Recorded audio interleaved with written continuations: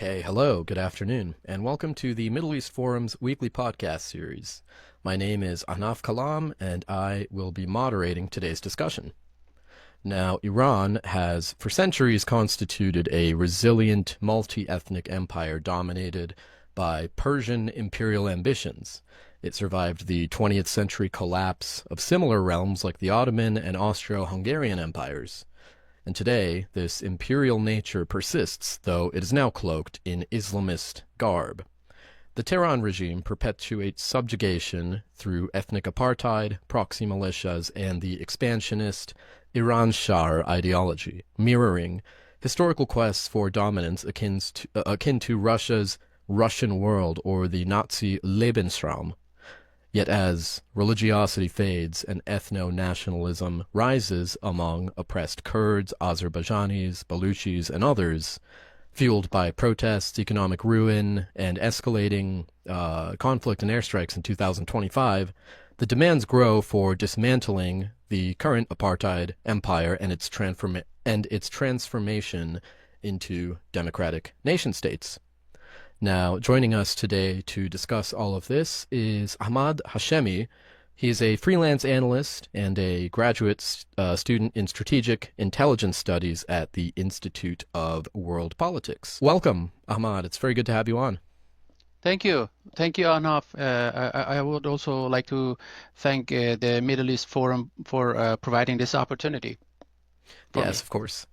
Of course. Now, to begin here, could you give our listeners a sort of broad overview of your views on Iran's historical and current status as a multi-ethnic state, the challenges it faces internally and externally, and your proposed long-term solutions for addressing the threats posed by the regime and its expansionism? Sure.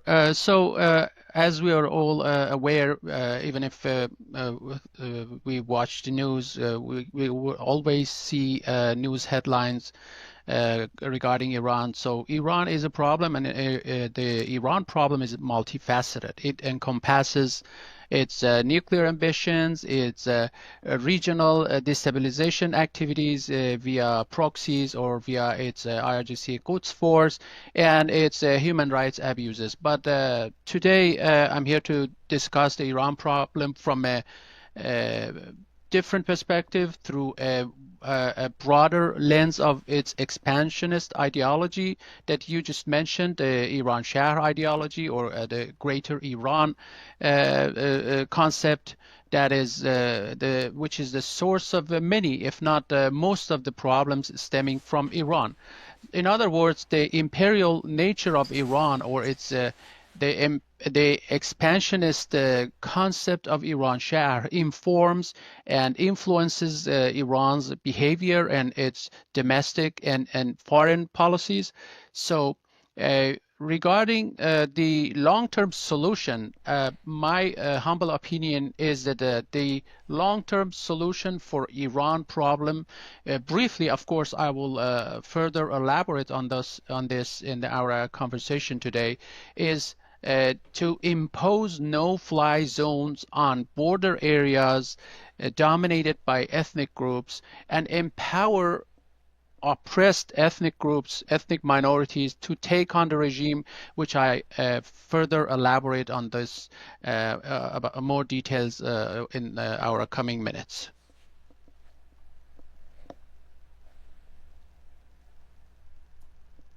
All right, thank you very much. Now, there's a lot to unpack, just even within the description I mentioned at the beginning of this podcast episode. So maybe we can go chronologically here. So starting with the historical context, while empires like the Austro-Hungarian and the Ottoman empires fell apart in the 20th century, multi-ethnic Iran survived under the Shah, Reza Pahlavi, who changed the name from Persia to Iran, partly due to the Aryan influence and to encompass more of these diverse groups. Can you elaborate on how this has allowed a Persian-dominated empire to subjugate non-Persian ethnic minorities, and why short-lived independence movements in regions like Azerbaijan and Kurdistan were crushed? and why many experts in the West present a sort of distorted view of Iran as a stable, sort of monolithic state? Sure. So it is important to understand that Iran is not a normal country, is not a conventional nation state. As you rightly mentioned, it is a multi-ethnic empire. Again, as you correctly provided context for some of the viewers that maybe are not familiar with the nuances, Iran is a multi-ethnic empire, and we all know that the multi-ethnic empires belong to the 20th century, not 21st century. And as you mentioned, Austro-Hungarian Empire, Ottoman Empire, the Soviet Empire, these all they got broken up, disintegrated, again because of the idea and the concept of nation state, which started from the Westphalian Accords and in the Western Europe and expanded over the rest of the world. But the Persian Empire survived all these changes, all these transformations for different reasons. But the main reason was that Iran it still has, under Pahlavi regime, it had a different militaristic, heavy-handed military presence on non-Persian ethnic areas, and now it has IRGC and other even designated terror organizations, including IRGC Quds Force, and Basij militias and other plainclothes groups that use violence as a means to keep the country integrated superficially, again, because the majority of Iran is non-Persian, and the non-Persian ethnic groups, the oppressed groups, they want to have self-autonomy at least, or there are in some areas we have overtly secessionist movements. And for example, in 1940s we had a semi-autonomous or semi-independent, some would say, Azerbaijan, or South Azerbaijan as Azerbaijanis prefer to call it. And also we have Mahabad Republic or Kurdish Republic, again in 1940s. It survived for almost for more than a year, but because of this bipolar world and the actually the Cold War arrangements that were existing between the Soviets and the Americans, this was not viable, and it was crumbled, and the Persian Empire was revived due to the nuances, the rules that were existing during the Cold War era. But again, we witnessed that with the weakening of the central authority after the Islamic Revolution, we had pro-autonomy, pro-independence forces, again in South Azerbaijan, in Kurdistan, in Turkmen Sahara, Baluchistan, and Arabistan al-Ahwaz, or as they prefer to call it, or Khuzestan as the Iranian regime and the Persian nationalists prefer to name it.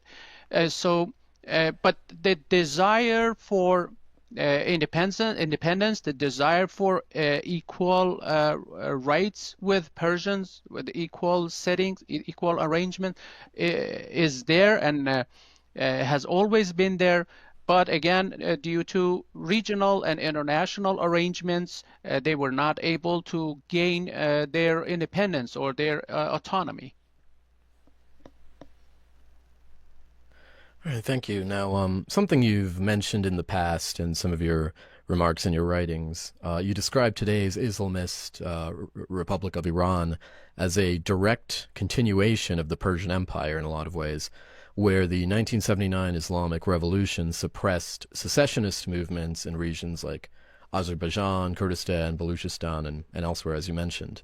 Could you explain how non-Persian ethnic groups view this as sort of colonial rule, and what examples like the Ardeshir Zahedi reveal about shared goals between Persian nationalists and the Islamist regime? And to piggyback on that, why should Israel support transitions to independent democratic nation states? Sure. So contemporary secessionist movements that I just mentioned, if anything, they are indicative of the fact that Iran is a divided country. Iran is not Poland. Iran is not as the Persian nationalists prefer to label it, a stable, united, monolithic state. As you rightly mentioned, the ethnic Persian think tank Kurds policy are overrepresented in policy circles, and they in the West, and they contend that Iran is an ancient civilization and is somehow immune to nation-state formation, nation-state going through nation-state processes, like other countries, similar to other countries like Syria, Yugoslavia, Libya, or Iraq underwent. So they think, or they spread the idea that Iran is different than other regimes. Iran has been able to subjugate the minorities and Persianize them, make them Persian, Shiite as first-class citizens.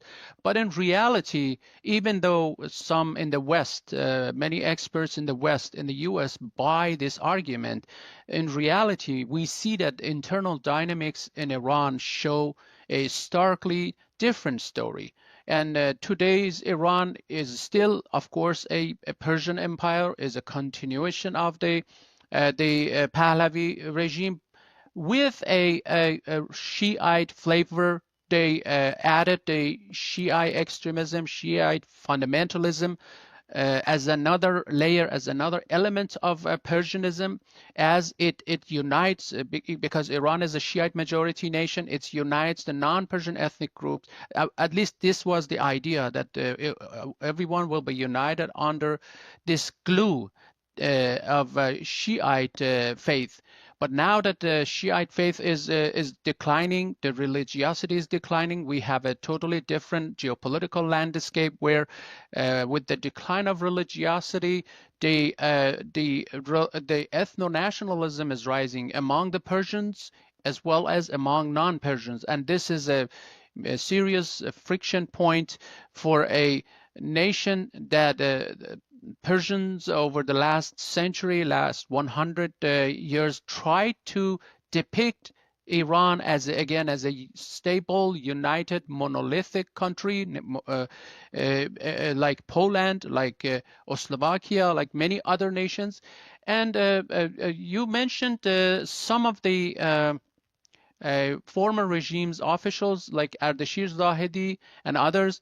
This is a great point, because when I say Iran is a Persian empire with Islamic flavor, these are examples that proves this perspective, this viewpoint. Iran is a Persian empire, and then even the Islamists and the secular Persians, even if no matter the disagreements, they agree on one thing, and that's the Iranshahr ideology, the expansion of imperial Iran. They call it Iranshahr. Sometimes they call it Persian Empire. Sometimes they call it Greater Iran. But the essence is the same. And for example, take the following examples. For instance, Ardashir Zahedi, the last foreign minister of Pahlavi regime, the Shah of Iran's son-in-law, and then as the last foreign minister, he stated in a couple of years ago that he actually, when Qasem Soleimani, the head of the commander of IRGC Quds Force, was eliminated by the Trump administration, he stated that the United States were the real terrorists, and Qasem Soleimani was a hero. So he, as a Persian nationalist, as a Pahlavi, a secularist Pahlavi senior official, considers IRGC commander, a designated terror organization, the commander of that organization, as a hero. and the U.S. as a terrorist nation because he was eliminated with President Trump's order. Or Dariush Homayun, the Minister of Information of Pahlavi regime, monarchist, and a member of Nazi Party of Iran, Sumka, obviously a Nazi sympathizer, praised the designated IRGC and stated that he would fight alongside the IRGC to protect Iran, to protect the great Iran, the Iranshahr, and the influence that Iran has in all around the region. So no matter whether they are religious fanatics or secular Persians, they can agree on one thing, and that's the idea of imperial Iran, or revitalizing or reviving the Persian Empire. So the only difference is that they want Iran's transition from Islamist tyranny to monarchist tyranny, with the Persian identity as the core idea. And lastly, I would like to mention Crown Prince Reza Pahlavi, who has on multiple occasions stated that proudly mentioned and bragged about the fact that he is in contact with IRGC commanders. Again, I cannot underline it, highlight it further, that this is a designated terrorist organization. But he mentions it at multiple occasions that this is an indispensable force, the IRGC, for Iran's transition from current regime to a secular regime. So all these dynamics, all these examples show that how the little disagreement they have, the Persians, whether they are secularists, whether they are Islamists, when it comes to the imperial Persian Empire or the idea of Iranshahr. Thank you. There's a lot to unpack in there, but one of the I want to kind of follow up on one of the things you mentioned about Pahlavi and the monarchists. We've talked a lot about the sort of external imperial nature and ambitions of the Islamic Republic, but if we're going to focus a little bit more internally, can you break down Iran's status as an apartheid regime on gender, religious, and especially in this case ethnic fronts? And can you, including how non-Persian groups face systematic marginalization that fuels these secessionist movements, and also why Persian-dominated opposition forces, as you say, like Pahlavi monarchists, why do you believe that they are part of the problem rather than the solution? Sure. So as you mentioned, Iran is an apartheid regime on actually three fronts. Everyone agrees that Iran is a gender apartheid, meaning that women and females are treated as less than men. It's in Iran's constitution. It's in Iran's civil law. It's in Iran's daily practices. So no one questions that. And also, Iran has a religious apartheid element to its administration, meaning non-Muslims, Jews, Christians, Zoroastrians, they are, and also the Sunnis and other non-Shiite Muslims, they are treated as second-class citizens. Again, nobody disputes that. But what Persian nationalists dispute is the third element of, or the third front of apartheid in Iran, which is even more widespread, more common than the other two. That is the ethnic apartheid in Iran. So this is the most far-reaching form of discrimination in Iran, the ethnic apartheid, which is evident in Iran's treatment of non-Persian populations. So these groups, the non-Persians, are systematically marginalized economically, politically, culturally, and their language, for example, often is banned from public education and media. And And this deep-seated economic, political, and cultural discrimination fuels resentment, rightfully, among the non-Persians, and this has directly contributed to the rise of secessionist and pro-independence movements among Iran's diverse non-Persian ethnic groups. However, Persian dominated opposition forces, particularly the Pahlavi monarchists. They first of all they deny that this discrimination exists, and then of course when they speak to English language media, they have a different approach.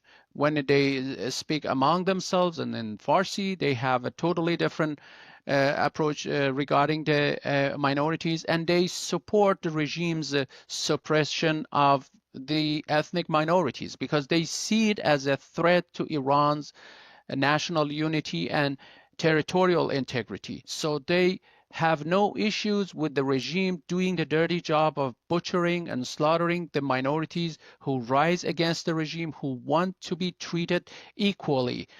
South Azerbaijanis, Arabs, Kurds, Baluchis, they make up the bulk of the executions, the imprisonments, and all the other mistreatments in Iran.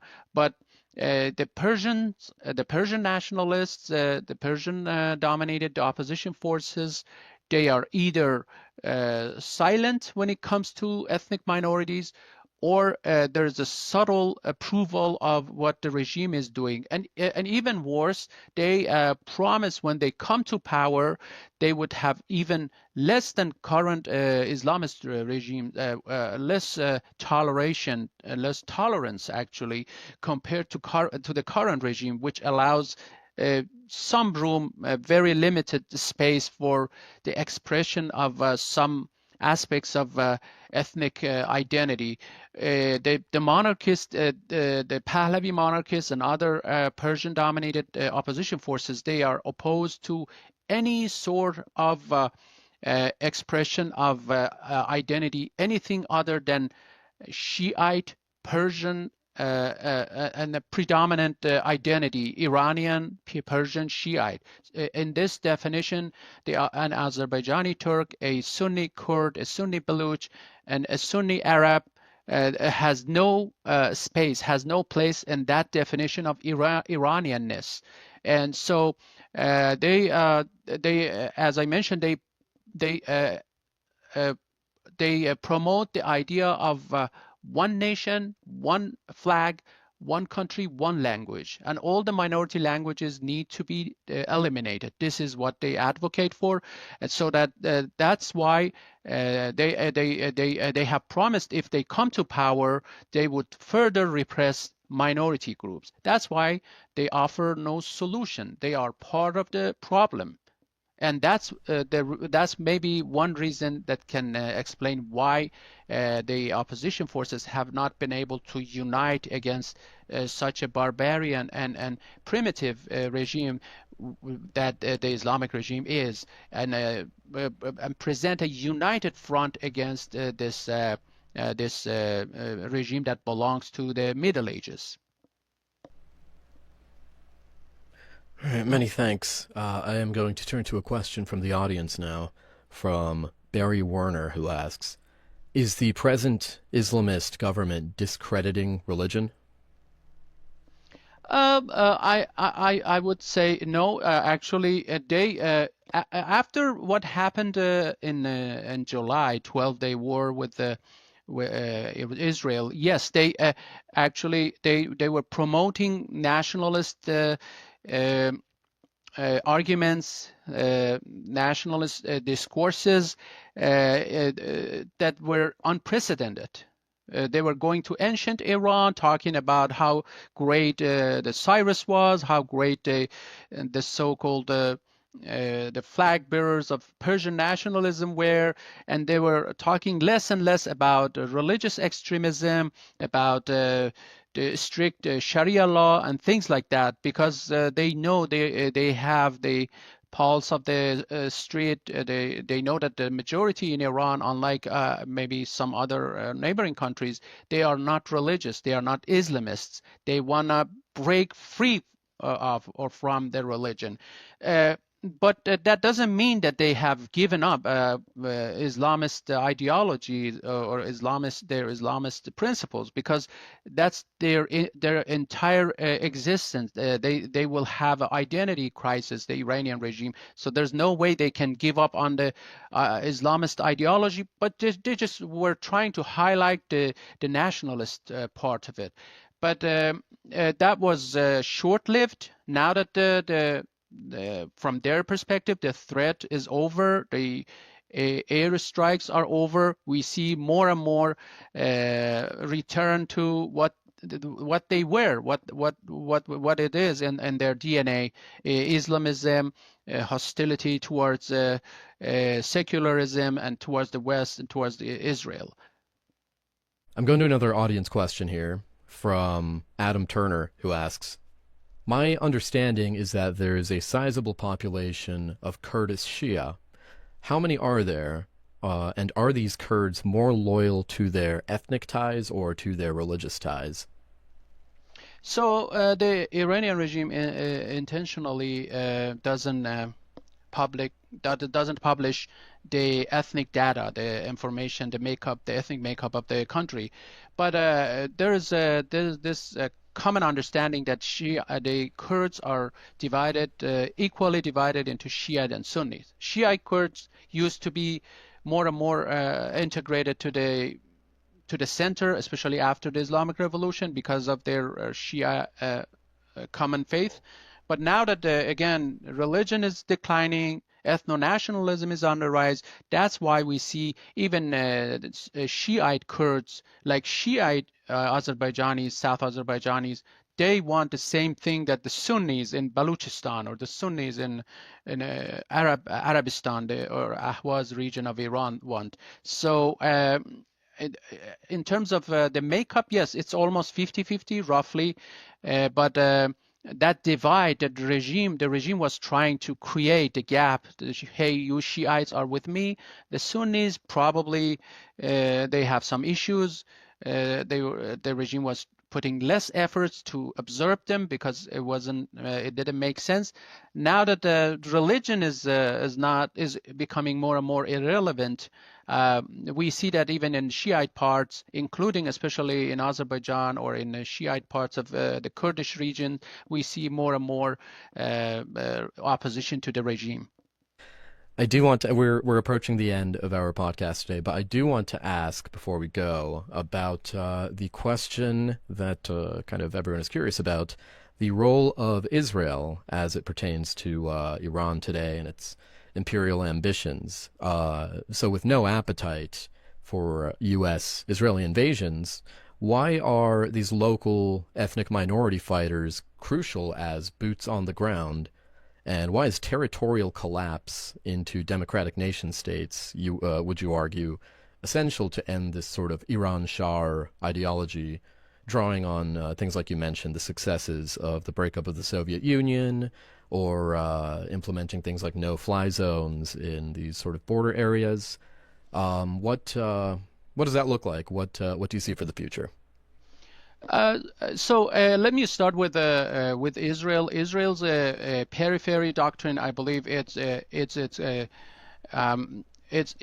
been employed since the first Israeli Prime Minister David Ben-Gurion with different variations, which promotes building alliances primarily with non-Arab minority groups in the Middle East.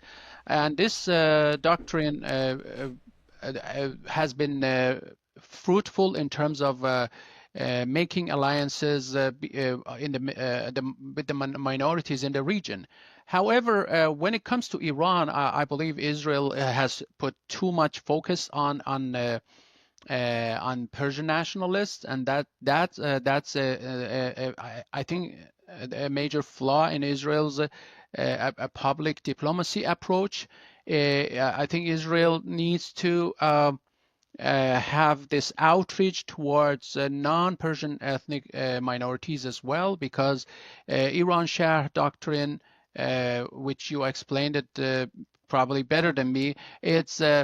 It encourages coercive Persianization of non-Persians in Iran and also territorial expansion via proxy forces abroad. And this is not necessarily a good idea for Israel or any other nation that wants to live in peace with its neighbors. And Iran boasts, the Persian nationalists boast about their hegemony, their dominance over 4 Arab capitals: Damascus, Beirut, Sana'a, Baghdad. Even though after this October 7th.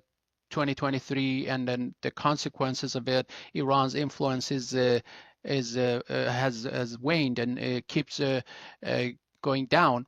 Anyways, this I think this Israeli perspective of focusing too much on Persians and Persian nationalists and Pahlavi monarchists, I believe it needs to be revised, and ethnic minorities are the solution for future Iran. And I'll explain it in a bit why the ethnic minorities are the, for example. The Azerbaijanis, the South Azerbaijanis, as they prefer to call themselves, they are like their brothers in the North Azerbaijan or the Republic of Azerbaijan. They are very Western, very pro-Israel, pro-Jewish. And we know, for example, in the Republic of Azerbaijan, maybe it's one of the few, if not the only, Muslim majority country where Jews can live and practice their faith freely. And so the main problem with the Persian-dominated opposition forces is that they subscribe to this expansionist Iranshahr or imperial Iran ideology, and thus they cannot be a solution for the future of Iran's future. And again, empowering the ethnic minorities is the solution. But finally, I would like to mention that what we need for the future of Iran, I think there are 3 steps that are required to end imperial Iran. These 3 steps are local boots on the ground, territorial collapse, containment through no-fly zone. I will briefly break them down and dive into each of them quickly. So local boots on the ground. So with the US and Israel's limited war, the airstrikes in June of this year, the regime, there's no doubt it has shaken to the ground. But a weakened Iran, I argue, that is even will become even more unpredictable and even potentially more dangerous concerning its nuclear proliferation and its domestic repression. So to change the regime, and to do away with the mullah tyranny, the boots on the ground are required. No amount of airstrikes will lead to the regime collapse. And we know that in America, committing troops on the ground not feasible. It's inconsistent with the President Trump's anti-forever wars strategy. And in other words, the political will and geopolitical landscape for massive land invasion required for regime change are absent in the case of Iran. Knowing this reality, the Iranian regime, knowing the fact that there's no appetite for a land invasion, the Iranian regime continues and will continue its malign activities without fearing any serious consequences. So again, no amount of airstrikes, including the killing of the potential killing of the country's supreme leader Ali Khamenei, would necessarily lead to a regime change or any positive changes, because Khamenei's killing would potentially make things even worse, as his successor would most likely be a younger and more fanatical cleric.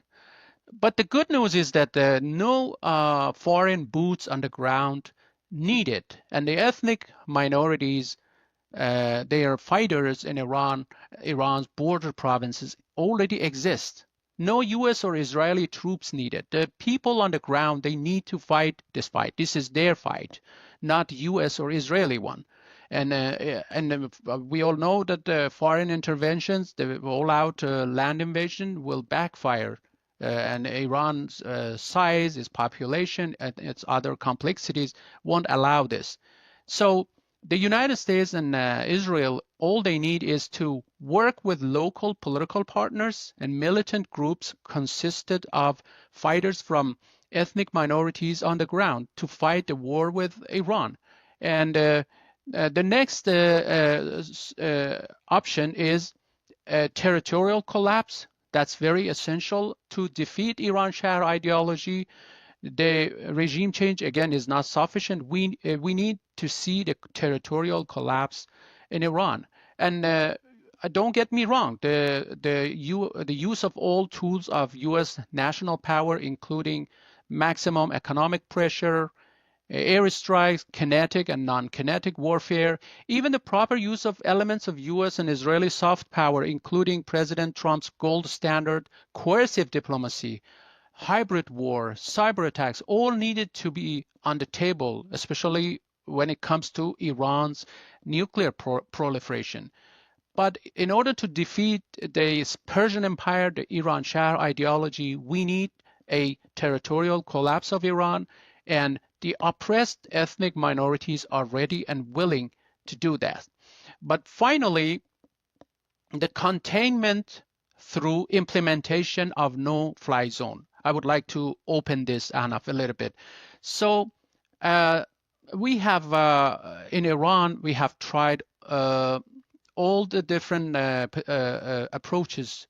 We, the people in Iran, but they haven't worked. All other options have been exhausted with no avail. The so-called reform movement, nationwide uprisings, and the U.S.-Israeli airstrikes have all fallen short of producing desired results. So we had popular uprisings for the last 10, 15 years, and we know that the Iranian regime is equipped to its teeth with the latest repression technologies that it imports from China. And again, Iran is not Poland. Iran is not a monolithic country. It's not easy to have a solidarity movement. And even when we have a solidarity movement, the regime manages to suppress them. Airstrikes, no result. Gradual and peaceful reforms, no result. We had, for a period, I was a part of that movement as well. We believed in Mikhail Gorbachev's glasnost and perestroika type reforms, or Mahatma Gandhi style nonviolent resistance and civil disobedience. They all didn't go well.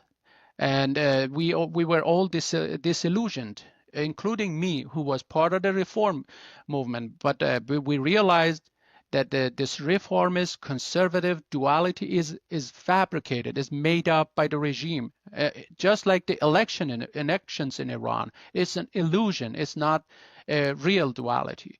So the solution, again, militant uprising of minority groups accompanied by implementation of no-fly zones. That's the answer to the Iran problem.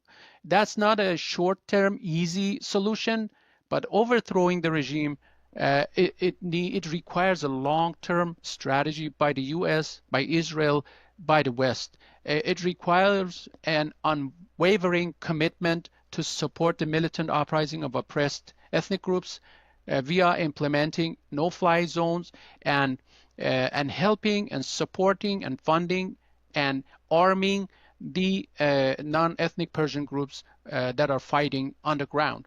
And we saw in the 12-day war in June that this is a feasible option. This is a feasible scenario where Israel successfully tried it, and Israel gained full air superiority over Iran in just 2 days. And again, there's another success story, and that's the Druze story. I don't want to even go to that because we are running out of time. But in the Druze minority, the Druze model in Syria, we saw that Israel's air support allowed the Druze minority in Syria to take control of their area and prevent a potential massacre of Druze minority by the majority Muslim population. The same model can be implemented, can be replicated in Iran, and a special attention needs to be paid by the U.S. and Israeli military and intelligence agencies to training, equipping, arming future ethnic minority fighters, including South Azerbaijani militant forces, because South Azerbaijanis are a third of Iran's population. That's why I emphasize their role. Without them, there will be no end to imperial Iran. So simultaneous, this is my last sentence, simultaneous mobilization of various militant uprisings of oppressed ethnic groups, along with the implementation of no-fly zone in minority regions, would overwhelm the regime and the pro-status quo forces, which means Persian nationalist forces, whether the monarchists, Pahlavi monarchists, or other forces, in their response to crush the uprising. And that will be the beginning of the end of the imperial Persian or Iranshahr project. Well, many thanks for all of that. Quick comment from an audience member. Lisa Bernard says, "Thank you for this comprehensive and cogent presentation, so clarifying and eye-opening." I completely agree. I'm sure we could have gone on for another hour here, hearing your unique perspective. Thank you again for the time and for sticking around for a little extra there. Thank you so much, Ahnaf, and thank you, Middle East Forum, for this opportunity. Absolutely. Now, for our viewers and listeners who are watching this, can you tell us where we can follow more of your work if we want to keep up with what you're doing? I think if they Google me, they will find my website, ahmadhashemi.net, or my Twitter handle or X handle, which is Mr. Ahmad Hashemi. I don't want to use the Mr., but Ahmad Hashemi was already taken, so so Mr. Ahmad Hashemi, and other platforms, they can find me. All right, very good. Well, I thank you again, and for our viewers and listeners and our audience members, I want to thank you all again for joining us, for your continued support, and for your participation. I look forward to seeing you Wednesday at 3 p.m. Eastern Time for our weekly Israel Insider podcast with Ashley Perry. And as always, I thank you all, and I hope you all have a wonderful day.